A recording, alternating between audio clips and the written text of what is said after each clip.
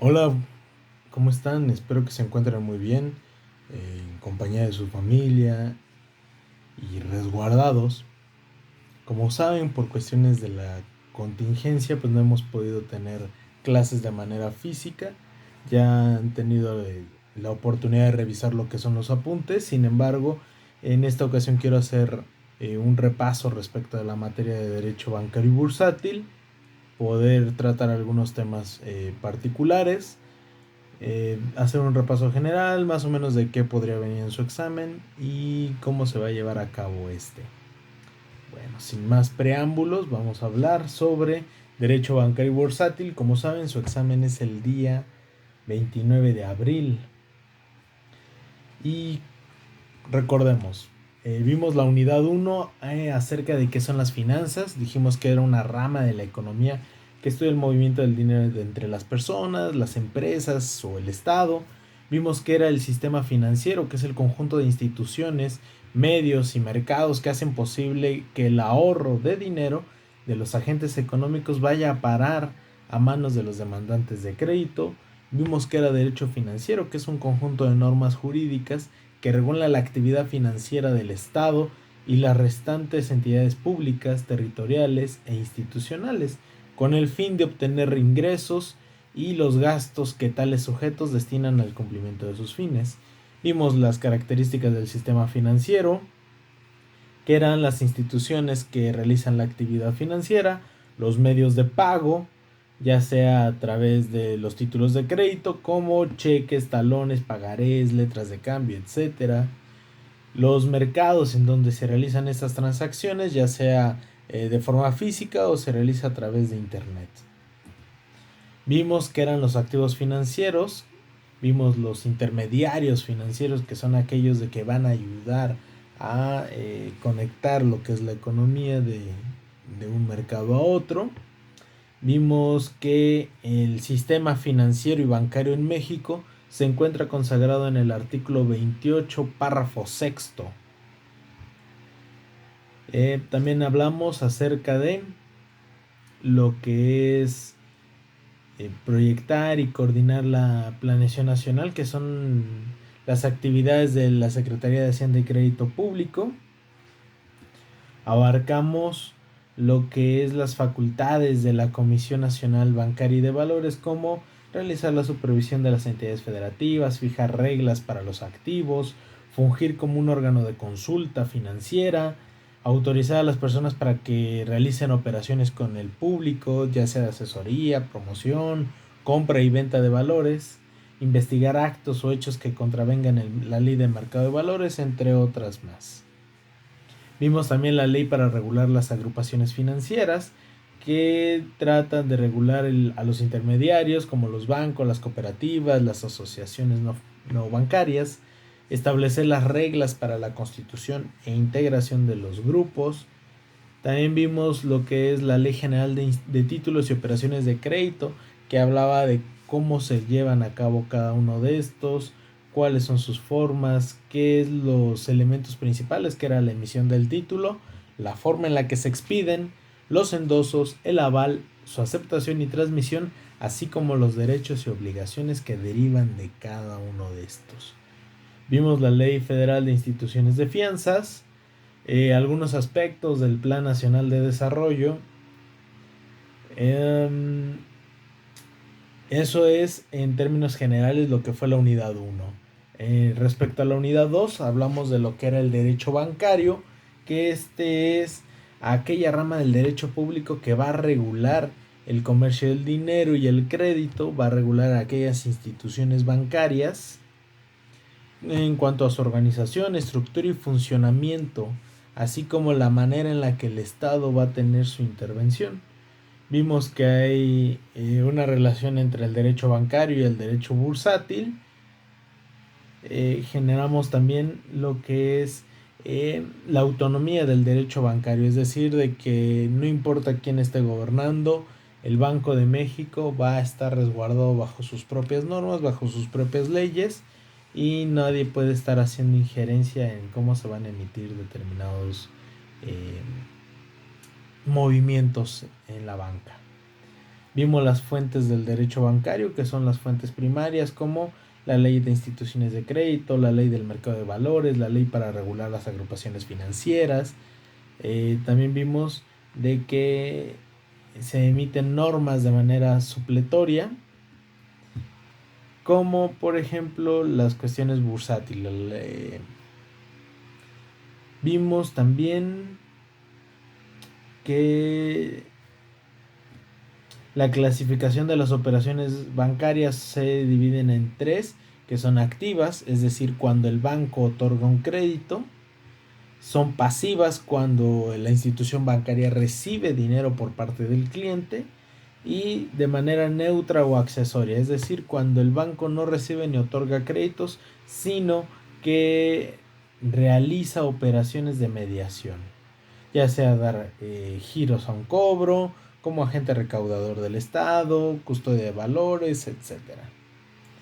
En la unidad 3, que es la banca central e instituciones de crédito, vimos de que la banca central de nuestro país funge como un asesor del gobierno federal en materia económica y financiera. Eh, También vimos que sus funciones primordiales es garantizar el poder adquisitivo de la moneda; es una entidad encargada de regular la emisión y circulación de la moneda; opera con las instituciones de crédito como banco de reserva; es un asesor del gobierno federal, como ya lo señalé, y participa en el Fondo Monetario Internacional. Vimos también que era la política económica, que son aquellas acciones y decisiones que las autoridades de cada país toman dentro del ámbito de la economía, y a través de su intervención se pretende controlar la economía del país, proporcionando la estabilidad y un crecimiento económico. Vimos también lo que era la política monetaria, que son aquellos medios e instrumentos que permiten mantener la estabilidad de precios, es decir, controlan lo que es la inflación. Se refiere al precio de un producto real con respecto a lo que se vende en el mercado. Vimos que el Banco de México tiene determinadas metas, tales como, ya lo mencioné, tener controlado lo que es la inflación; analizar todas las causas que pudieran generar algún problema económico. Como ya vieron ahorita por la pandemia, pues algunos precios se están disparatando, en especial con medicamentos, con cuestiones de higiene. Entonces eso es lo que se trata de procurar y evitar que se dé. También habla sobre la autonomía del Banco de México, como ya se los mencioné. Sus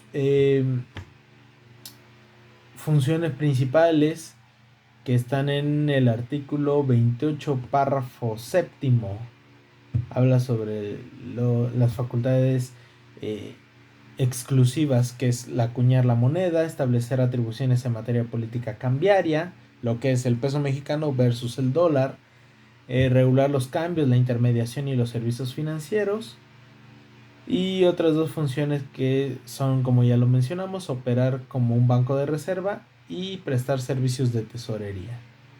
También hablamos sobre la emisión y la colocación de la moneda, que aquí en nuestro país es a través del metal y del papel moneda, que esto es de manera regulada, porque hay países donde hay un interventor. Por ejemplo, en Puerto Rico, bueno, no se maneja una moneda puertorriqueña, más bien se maneja respecto a lo que es el dólar americano.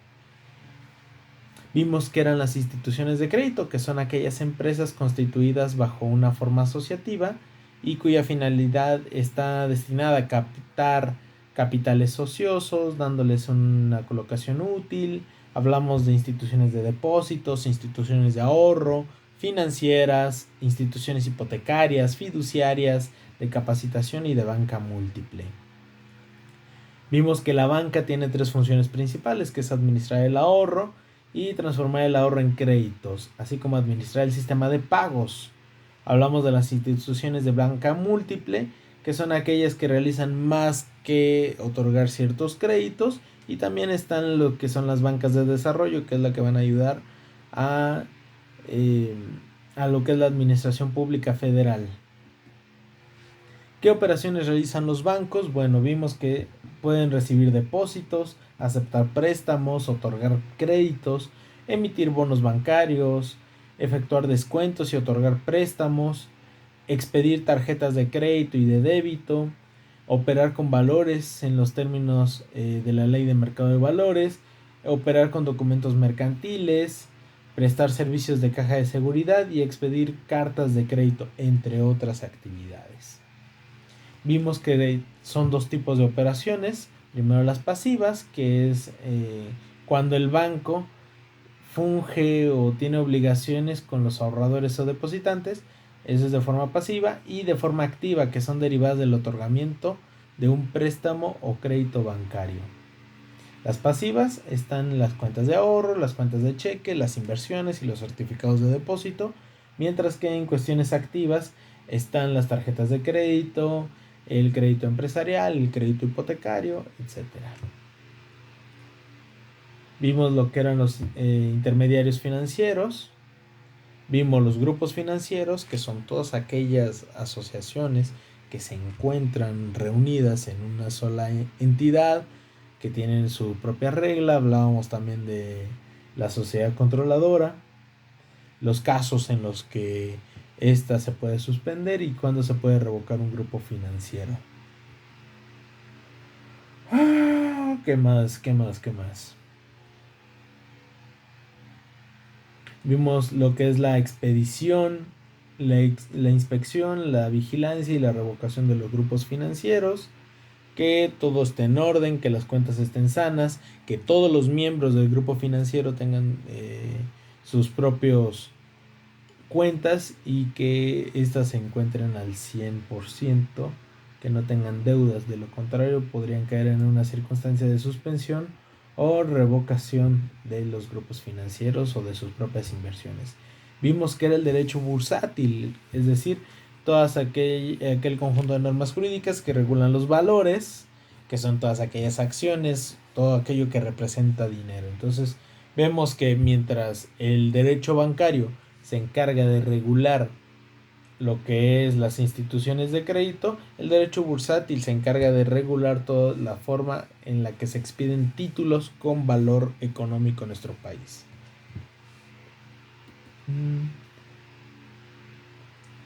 Y como se los mencioné, uno se encarga de regular los problemas de los bancos entre sí, los bancos con algunos clientes, y el derecho bursátil se encarga de regular las inversiones, las acciones, movimientos de la bolsa, etc.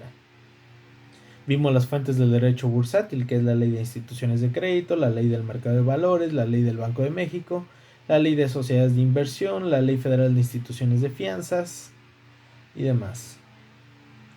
En el mercado, el marco jurídico del sistema bursátil, vimos que eran las acciones, que son todos aquellos títulos de crédito corporativos y de carácter bursátil. Vimos también que era las sociedades mercantiles, de acuerdo a la definición de Raúl Cervantes Ahumada, que son aquellas personas jurídicas sujetos a obligaciones y derechos, generadores de voluntad y capaz de efectuar actos jurídicos, ser titulares de un patrimonio y con responsabilidad frente a terceros. Estos se integran por socios, nombre de la sociedad, objeto, domicilio, duración de la sociedad, la forma de administración de la sociedad, la forma de distribución de utilidades y cómo se llega a finiquitar esta sociedad en dado caso.